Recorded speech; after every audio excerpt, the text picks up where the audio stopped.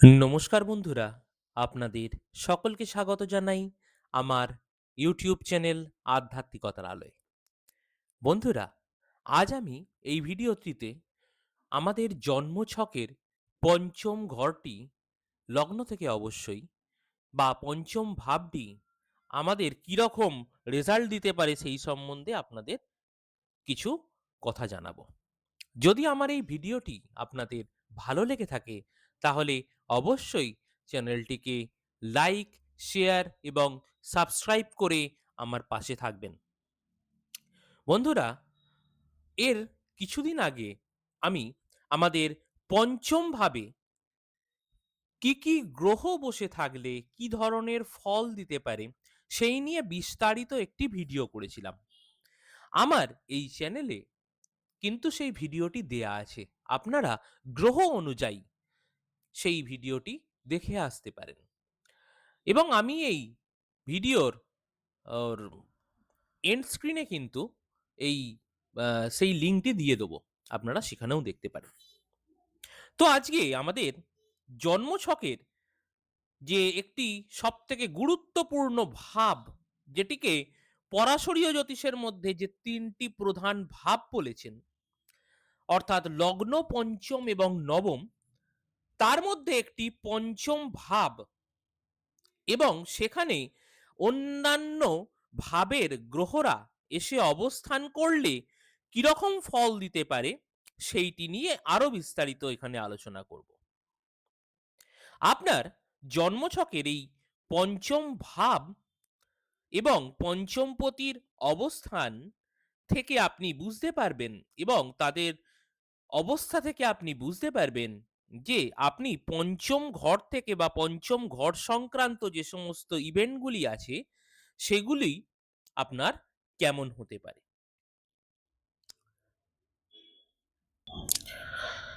সাধারণভাবে পঞ্চম ভাব থেকে সব থেকে গুরুত্বপূর্ণ যেটি আমরা দেখি সেটি হলো আমাদের সন্তান। এছাড়াও পঞ্চম ঘর থেকে আমরা আমাদের পড়াশোনা, আমাদের জ্ঞান বুদ্ধি, আমাদের ইচ্ছা ইত্যাদি কিন্তু আমরা এই এন্টারটেনমেন্ট, আমাদের প্রারব্ধ অর্থাৎ পূর্বজন্মকৃত ফল, এগুলো কিন্তু আমরা এই পঞ্চম ঘর থেকে দেখে থাকি। তো আমি কেন বললাম এই সন্তান ভাবের জায়গাটি পঞ্চম ভাবের প্রধান, তার কারণ হলো আমরা পূর্বজন্মে যে কর্ম করে এসেছি তার ফলই হলো আমাদের এই জন্মের সন্তান। অর্থাৎ আমরা পূর্বজন্মে যত ভালো কর্ম করব আমাদের সন্তানও কিন্তু তত ভালো হবে। পূর্বজন্মে আমরা যদি আমাদের সন্তানের প্রতি, আমাদের পিতামাতার প্রতি এবং এই সর্বোপরি এই ইউনিভার্সের প্রতি আমরা আমাদের দায়িত্ব কর্তব্য সঠিকভাবে পালন না করি, তাহলে কিন্তু এ জন্মে আমাদের যে সন্তান প্রাপ্তি হবে সেটাও কিন্তু খুব একটা ভালো হবে না এবং নিজের পক্ষে হিতকারী হবে না। তাই অবশ্যই আমাদের এই জন্মে খুব সুন্দরভাবে আমাদের জীবনটাকে চালানো উচিত এবং সমস্ত কিছু কাজ দায়িত্ব সহকারে পালন করা এবং সৎভাবে পালন করা উচিত। তাহলে পরবর্তী জীবনে যদি আপনারা মানেন সেটি, যে পরবর্তী জীবন বলে কিছু আছে, তাহলে আপনারা কিন্তু অবশ্যই সেই জায়গাটি থেকে খুব ভালো ফল পাবেন এবং আপনি যে পিতামাতার সন্তান হবেন বা আপনার যিনি সন্তান হবেন তিনিও কিন্তু সুসন্তান হবেন এবং আপনার পিতামাতার থেকেও কিন্তু আপনি প্রচন্ড পরিমাণে আশীর্বাদ এবং যত্ন ইত্যাদি পাবেন। এছাড়াও পঞ্চম ঘরটি হলো আমাদের সৃজনশীলতা বা যাকে আমরা ক্রিয়েটিভিটি বলি। এছাড়াও আমাদের জ্ঞান এবং বুদ্ধির ঘরও কিন্তু এই পঞ্চম ঘর। পঞ্চম ভাব থেকে আমরা বিচার করব আমরা কেমন পড়াশোনা করব, কোন কোন বিষয় নিয়ে আমরা পড়াশোনা করব। আমাদের সায়েন্স নিয়ে পড়বো, আর্টস নিয়ে পড়বো, কমার্স নিয়ে পড়বো বা সেই স্ট্রিমগুলোতে স্পেসিফিক কোন সাবজেক্টগুলো নিয়ে পড়বো, তারও কিন্তু রহস্য লুকিয়ে আছে এই পঞ্চম ভাবের মধ্যে। আমি অবশ্যই আমার পরবর্তী কোনো এক ভিডিওতে সেইগুলো সম্বন্ধেও কিছুটা আলোকপাত করব। আপনারা নিজেদের সঙ্গে মিলিয়ে দেখেও নিতে পারবেন তখন যে আপনাদের সঙ্গে সেই পড়াশোনাগুলি আপনারা করেছেন কিনা বা আপনাদের ছকের সঙ্গে সেগুলো মিলে যাচ্ছে কিনা। আপনার মানসিক অবস্থা, কল্পনা শক্তিকে কাজে লাগিয়ে যেগুলো আপনারা উদ্ভাবন করেন, সেই ঘরই হলো কিন্তু এই পঞ্চম ঘর। পঞ্চম ঘর থেকে আমাদের জীবনে আমরা কিরকম সরকারের থেকে আমাদের প্রাপ্তি হবে কিনা, কোনো পদমর্যাদা সরকারিভাবে আমাদের হবে কিনা, সেটাও কিন্তু আমরা এই পঞ্চম ঘর থেকে বুঝতে পারি। খুব ইম্পর্টেন্ট, মাথায় রাখবেন। এগুলো কিন্তু খুব একটা সাধারণ বিষয় নয়। আপনি পঞ্চম ঘর থেকে আপনার সেলফ এক্সপ্রেশন, এটিও কিন্তু পঞ্চম ঘর থেকে আপনি নির্ণয় করতে পারবেন। আপনি কিভাবে নিজেকে এক্সপ্রেস করবেন, কিভাবে মানুষের সামনে নিজেকে প্রেজেন্ট করবেন বা আদৌ প্রেজেন্টেবল করতে পারবেন কিনা, এই সমস্ত কিছুই কিন্তু এই পঞ্চম ঘর থেকে নির্ধারণ করতে পারবেন। পঞ্চম ঘর হলো আপনার মন্ত্র সাধনার ঘর। আপনি মন্ত্র সাধনার মাধ্যমে জীবনে উন্নতি লাভ করতে পারবেন কিনা, আপনি জীবনে এই মন্ত্র সাধনার দ্বারা সফলতা পাবেন কিনা, সেটাও কিন্তু এই পঞ্চম ঘরকে দেখে আমাদের বিচার করতে হবে। আরো অনেক কিছুই কারকত্ব আছে। আমার যেগুলি মনে পড়ছে আমি সেগুলো নিয়ে আলোচনা করলাম। প্রচুর কিছু কারকত্ব আছে। যেগুলো আমরা আপনারা আ ব্যা কালিদাস, জ্যোতিষ কালিদাসের 'উত্তর কালামৃত' বলে একটি বই আছে। সেখানে তিনি খুব সুন্দরভাবে এগুলিকে বর্ণনা করেছেন। আপনারা অবশ্যই সেই বই যদি অধ্যয়ন করেন, তাহলে বুঝতে পারবেন যে আরো কি কারকত্ব আছে। আমি প্রধান যে সমস্ত কারকত্বগুলো, যেগুলো মানুষের জীবনে অত্যন্ত প্রয়োজনীয়, সাংসারিক মানুষদের জন্য অবশ্যই, সেগুলোকে আমি আজকে তুলে ধরবো এবং আমি এই ভিডিওতে আরো স্পেসিফিক্যালি কোন ভাবের গ্রহ পঞ্চম ভাবে বসে থাকলে কিরকম ফল দিতে পারে, সেগুলো অবশ্যই তার শুভত্ব অশুভত্ব এগুলোর ওপরেও নির্ধারিত হবে। সেগুলো নিয়ে আজকে আলোচনা করব। আমি আগেও বলেছি পূর্ববর্তী কোনো এক ভিডিওতে আমি কিন্তু কোন গ্রহ যদি পঞ্চম ভাবে বসে থাকে সেই নিয়ে আলোচনা করেছি। আজকে আলোচনা করব ভাবের অধিপতি গ্রহ যদি বসে থাকে তাহলে কি হতে পারে। তো পঞ্চম ভাবের যে বিষয়গুলি আছে সেই বিষয়গুলিকে আরো ভালোভাবে জানতে গেলে সেইগুলো কতটা ফ্রুটফুল হবে, তার জন্য অবশ্যই পঞ্চম ভাবকে এবং পঞ্চমপতিকে সর্বোপরি দেখে নেওয়া উচিত। তাদের বলবত্তা কতটা, তারা কোনোভাবে পীড়িত হয়েছে কিনা সেগুলো জেনে নেওয়া উচিত। এবার এখন আমি আপনাদেরকে খুব গুরুত্বপূর্ণ একটি কথা বলবো, হয়তো আপনারা এই কথাটি আগে কোনো জ্যোতিষের থেকে শোনেননি। তো সেই কথাগুলি হলো যে আ আমাদের যে ভাবগুলি আছে, যেমন ধরুন এই পঞ্চম ভাবই। এই পঞ্চম ভাব যদি পীড়িত হয় তাহলে আপনাকে বুঝতে হবে যে এই পঞ্চম ভাব সংক্রান্ত কোনো খারাপ কর্ম আপনি গত জন্মে করেছিলেন। তো এই জন্মে আপনি পঞ্চম ভাব সংক্রান্ত কোনো না কোনো সমস্যায় ভুগবেন। যদি আপনার পঞ্চম ভাবের অধিপতি গ্রহ শুভ অবস্থায় থাকে, তাহলে কিন্তু আপনাকে বুঝতেই হবে যে আপনি কিন্তু আপনার এ জন্মের কর্মের মাধ্যমে পূর্বজন্মের সেই খারাপ কর্মকে মুছে দিতে পারবেন। একদম ডেফিনেটলি আপনারা আমার কথাগুলি স্মরণ করে রাখবেন। প্রত্যেকটি কথা মিলতে বাধ্য। এবং এই পঞ্চমপতি, পঞ্চম ভাব যদি উভয়ই খারাপ হয় তাহলে কিন্তু আপনার পঞ্চম ভাব সংক্রান্ত যে ইভেন্টগুলি আছে সেখান থেকে সমস্যা আসতে বাধ্য। আপনি হাজার কাজ করেও অ বড় স্টোন ধারণ করেও কিন্তু এটার থেকে মুক্তি পাবেন না। একমাত্র মুক্তি পাবেন আপনি ভগবানের শরণাপন্ন হলে মন্ত্র সাধনার মাধ্যমে। তো অবশ্যই আপনারা আপনাদের জীবনের চলার পথে জ্যোতিষশাস্ত্রকে বিশ্বাস করলে এবং এত সুন্দর একটি অথেন্টিক শাস্ত্রকে, যারা অবশ্যই সেই শাস্ত্র জানেন, সেই ধরনের বিদগ্ধ জ্যোতিষকে দিয়ে জন্মছকের বিচার একবার অন্তত করিয়ে নেবেন এবং পঞ্চম ভাবটিকে পরীক্ষা করবেন।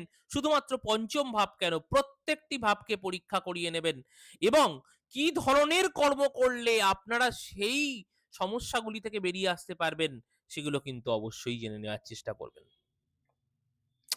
কখনোই কিন্তু আপনাকে পাথর দিয়ে বা হাজার হাজার টাকা খরচা করে প্রতিকার করে সেই জায়গা থেকে সবসময় বেরিয়ে আসতে হবে তার কোনো মানে নেই। আপনার ক্ষমতা থাকলে আপনি আমাদের শাস্ত্র অনুযায়ী, শাস্ত্র যেটাকে বিধান দিচ্ছে সেই বিধান অনুযায়ী আপনি স্টোন ধারণ করতেই পারেন। সেখান থেকেও আপনারা উপকার পাবেন। আমি কখনোই বলছি না যে উপকার পাবেন না।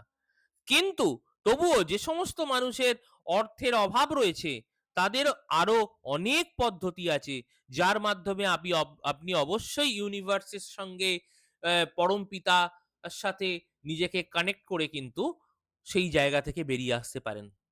সুতরাং আমাদের প্রথমেই আধ্যাত্মিক হতে হবে। ভগবানের সাথে আমাদের সেই সম্পর্ক তৈরি করতে হবে।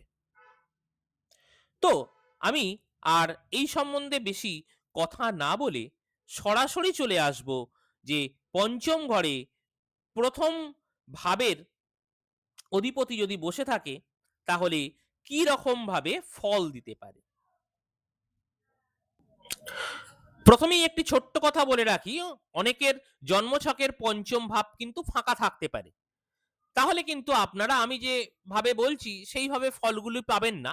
তখন আপনাদের কিন্তু পঞ্চম পতিকে দেখতে হবে। পঞ্চম পতির অবস্থান কোথায় বা পঞ্চম ভাবের ওপর কোন কোন গ্রহের দৃষ্টি আছে সেইগুলি দেখতে হবে। আমি শুধুমাত্র অবস্থানগত যে সমস্ত ফলাফলগুলো সেগুলো বলছি। বা একাধিক গ্রহও বসে থাকতে পারে, তাহলে একাধিক গ্রহ বসে থাকলে কি হবে, যে গ্রহটির বলবত্তা বেশি সে বেশি ফল দেবে, যে গ্রহটির বলবত্তা কম সেও ফল দেবে, কিন্তু সে তার তুলনায় একটু কম রেজাল্ট দেবে। আবার সেই সমস্ত যে গ্রহগুলি ধরুন একাধিক গ্রহ বসে আছে তাদের মধ্যে কোনো একটি গ্রহের দশা অন্তর্দশা চলছে সেই অনুযায়ী সেই গ্রহটি অ্যাক্টিভেটেড হবে, বা তার নক্ষত্রপতি অনুযায়ী নক্ষত্রপতি যদি কোনোভাবে অ্যাক্টিভেটেড হয় তাহলে সে অ্যাক্টিভেটেড হবে। এইভাবে কিন্তু আপনাদের দেখতে হবে, এইভাবে বিচার করতে হবে। আপনারা কিন্তু প্রথমেই দেখে নিলেন যে এই ঘরে এই গ্রহটি অবস্থান করছে, আমি যেগুলো বলছি সেগুলো মিলছে না, সেইভাবে কিন্তু দেখলে হবে না। আপনাকে সমস্ত দিক বিচার করতে হবে এবং আমি চাই আপনারা যারা আমার শ্রোতা তারা অবশ্যই জ্যোতিষের প্রাথমিক জ্ঞানগুলি কিন্তু আহরণ করুন আপনাদের নিজেদের সুবিধার জন্য। তো প্রথমেই হচ্ছে প্রথম যদি লগ্নের অধিপতি আপনার পঞ্চম ঘরে গিয়ে বসে তাহলে লগ্ন অর্থাৎ আপনি নিজে। তো সেখানে যদি পঞ্চমপতি বসে যায় তাহলে অবশ্যই আপনি নিজেকে নিয়ে বা নিজের কোয়ালিটি গুলোকে সব সময় ভালোভাবে এক্সপ্রেস করার চেষ্টা করবেন। আপনি অহংকারীও কিছুটা হতে পারেন, আপনার জ্ঞানের অহংকার থাকতে পারে, অবশ্যই আপনার জ্ঞানও থাকতে পারে। সেইভাবে যদি পঞ্চমপতি বা পঞ্চম ঘর যদি খুব একটা অ্যাফ্লিক্টেড না হয় আপনার জ্ঞান অবশ্যই থাকবে, কিন্তু নিজেকে এক্সপ্রেস করতে লোক দেখাতে একটু বেশি আপনি পছন্দ করবেন। আপনি নিজের কথা বলতে মানুষের সামনে বেশি পছন্দ করবেন ইত্যাদি। তবে যদি আপনার লগ্নপতি পঞ্চমপতি এগুলি পীড়িত হয় তাহলে কিন্তু আপনাদের বেশ কিছু খারাপ ফল দিতে পারে। বিদ্যা বুদ্ধি একেবারে না থাকতে পারে, আপনি নিজেকে এন্টারটেনমেন্ট থেকে দূরে রাখতে পারেন, বা আপনার পড়াশোনায় কোনো সমস্যা থাকতে পারে, এগুলি হতে পারে। সে যাই হোক, আমি জাস্ট শুভত্ব বা শুভভাবে অবস্থান করলে কি কি দিতে পারে সেই সম্বন্ধে আলোচনা করছি। আবার ধরুন দ্বিতীয় ঘরের অধিপতি কোনোভাবে পঞ্চম ঘরে গিয়ে অবস্থান করলো, তাহলে দ্বিতীয় ঘর যেহেতু আমাদের পরিবার, আমাদের কথাবার্তা, আমাদের সঞ্চিত অর্থ ইত্যাদি বোঝায়, তাহলে আপনাকে বুঝতে হবে আপনি আপনার পরিবারের সাথে কিন্তু অত্যন্ত সুখীভাবে বসবাস করতে পারবেন। তাদের সঙ্গে আপনার সম্পর্ক ভালো হবে। পরিবারের মধ্যে আনন্দ অনুষ্ঠানে সবাই মিলে একসঙ্গে এনজয় করতে পারবেন। আপনার কথাবার্তা খুব ভালো হতে পারে। আপনার যে সঞ্চিত অর্থ সেগুলো আপনি আপনার নিজের বুদ্ধিকে কাজে লাগিয়ে অর্জন করতে পারেন। যদি অবশ্যই দ্বিতীয় পতি এবং পঞ্চম পতি শুভভাবে থাকে এবং এই দুটি ভাব শুভভাবে অবস্থান করে। তাহলে কিন্তু আপনি অবশ্যই এই সমস্ত পজিটিভ ফলগুলো ও উপভোগ করতে পারবেন। এছাড়াও দ্বিতীয়ভাবে যে সমস্ত কারকত্বগুলি আছে সেগুলোর সম্বন্ধে থেকেও আপনি কিন্তু ভালো রেজাল্টই পাবেন। এরপর ধরুন আপনার তৃতীয় পতি কোনোভাবে শুভ অবস্থায় আপনার পঞ্চম ঘরে গিয়ে বসে গেছে। তাহলে আপনার কিন্তু কমিউনিকেশন স্কিল অত্যন্ত ভালো হবে। আপনি ঘুরতে বেড়াতে অত্যন্ত পছন্দ করবেন। আপনাদের যে ছোট ভাই-বোন আছে তাদের সঙ্গে সম্পর্ক আপনার অত্যন্ত মধুর হবে। তৃতীয় ভাব সংক্রান্ত যে সমস্ত ব্যাপারগুলি অনলাইন বা সোশ্যাল মিডিয়াতে কাজ করা, নিজের ক্রিয়েটিভিটিকে কাজে লাগিয়ে, নিজের বুদ্ধিকে কাজে লাগিয়ে আপনি সেই সমস্ত জায়গায় কিন্তু ভয়ঙ্করভাবে সফল হতে পারেন। কিন্তু আবার যদি পীড়িত হয় ভাবগুলি বা ভাবের অধিপতি, তাহলে কিন্তু আবার উল্টো ফল আপনাকে দেখতে হতে পারে। এবার ধরুন চতুর্থ ঘরের অধিপতি আপনার পঞ্চম ঘরে গিয়ে বসে গেল। তাহলে কি হবে? চতুর্থ ঘর অর্থাৎ আমাদের সুখের ঘর। তো তার প্রতিটা ঘরের পরবর্তী ঘর হচ্ছে তার বৃদ্ধি। তো সেই সুখের বৃদ্ধি হচ্ছে আমাদের পঞ্চম ঘর।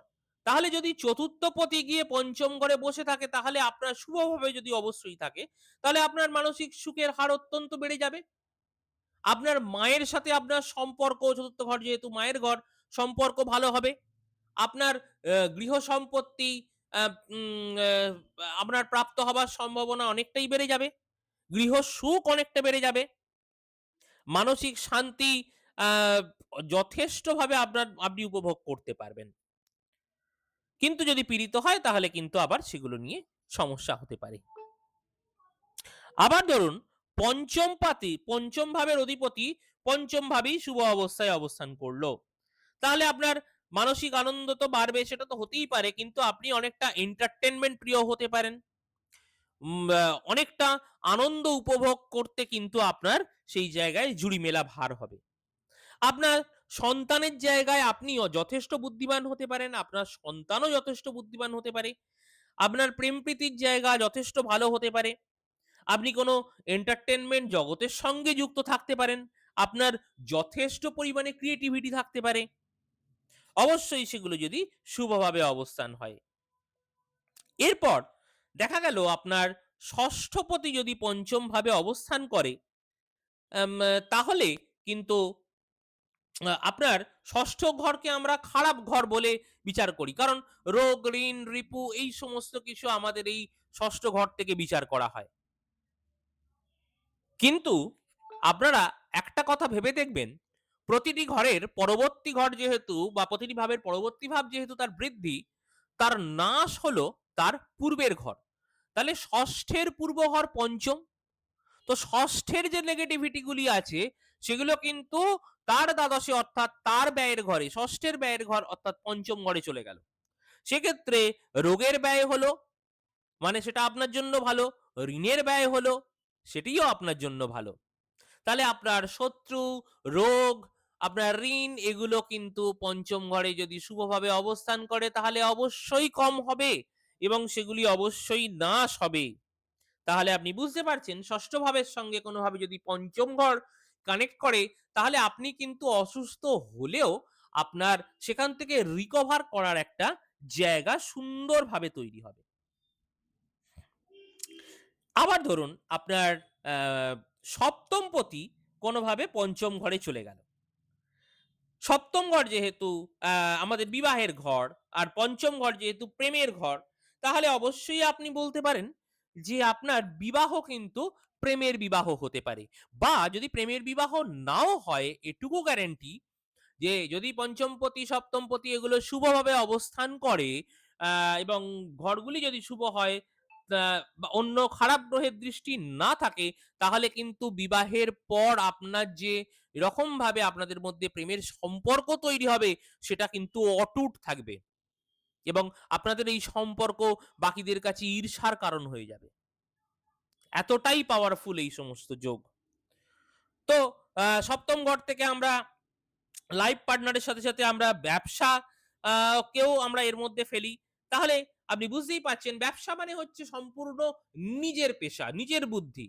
তাহলে এই সমস্ত জায়গায় আপনি নিজের বুদ্ধিকে কাজে লাগাতে পারবেন। নিজের বুদ্ধিকে কাজে লাগিয়ে কিন্তু আপনি বিজনেস করতে পারবেন এবং অত্যন্ত ভালো ফল আপনি কিন্তু অবশ্যই পাবেন। এবং আরেকটি কথা আপনারা মনে রাখবেন, এই পঞ্চম ঘর কিন্তু সপ্তমের একাদশ। একাদশ ঘর যেটা আমাদের ফুলফিলমেন্ট এর জায়গা, উইশ ফুলফিলমেন্ট এর জায়গা, অর্থাৎ আমাদের ইচ্ছা পূর্তির জায়গা। যেকোনো ঘর থেকে তার একাদশ ঘর হলো সেই ঘরের ইচ্ছা পূর্তি। মানে সেই ঘরটা কতটা সাকসেসফুলি যাবে, সেই জায়গাটা হচ্ছে তার একাদশ ঘর। সেরকম ভাবেই সপ্তমের একাদশ হলো পঞ্চম। তাহলে সেই সপ্তমপতি যদি শুভ অবস্থায় পঞ্চম ঘরে চলে যায়, তাহলে আপনারা অবশ্যই কিন্তু সেই জায়গা থেকে একটা ভালো রেজাল্ট পাবেন। আপনাদের ব্যবসা কিন্তু অত্যন্ত সাকসেসফুলি রান করবে। আপনারা এটা মিলিয়ে দেখে নেবেন। যদি আপনাদের না মিলে থাকে, তাহলে কিন্তু অবশ্যই আপনি আমাকে কমেন্ট বক্সে জানান। আমি কিন্তু আপনার ছক দেখে আপনাকে সেই জায়গাটা দেখিয়ে দিতে বাধ্য থাকবো যে কেন আপনার প্রবলেমগুলো হচ্ছে।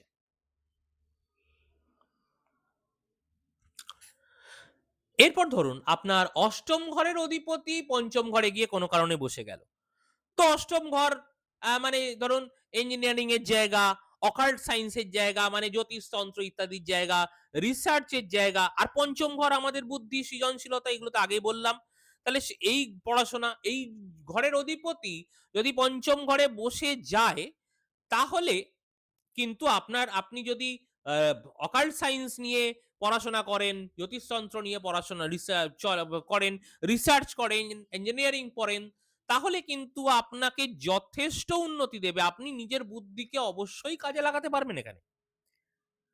তবে যদি অশুভ অবস্থায় থাকে, তাহলে কিন্তু বেশ কিছু বাধাও আপনাকে, আপনার বুদ্ধি সংক্রান্ত, ক্রিয়েটিভিটি সংক্রান্ত বাধা কিন্তু, বা এই প্রফেশনে যদি আপনি না থাকেন, অন্য প্রফেশনে থাকেন, তাহলে কিন্তু এই সংক্রান্ত কিছু বাধা আপনাকে অবশ্যই ভোগ করতে হবে। আপনার সন্তানের জায়গাটা কিছুটা খারাপ হতে পারে, বাধা আসতে পারে। তো এই জায়গাগুলো কিন্তু আপনাদের হবে। আজকে আমি কিন্তু আপনাদের শুভ ফলগুলো নিয়েই বেশি আলোচনা করছি।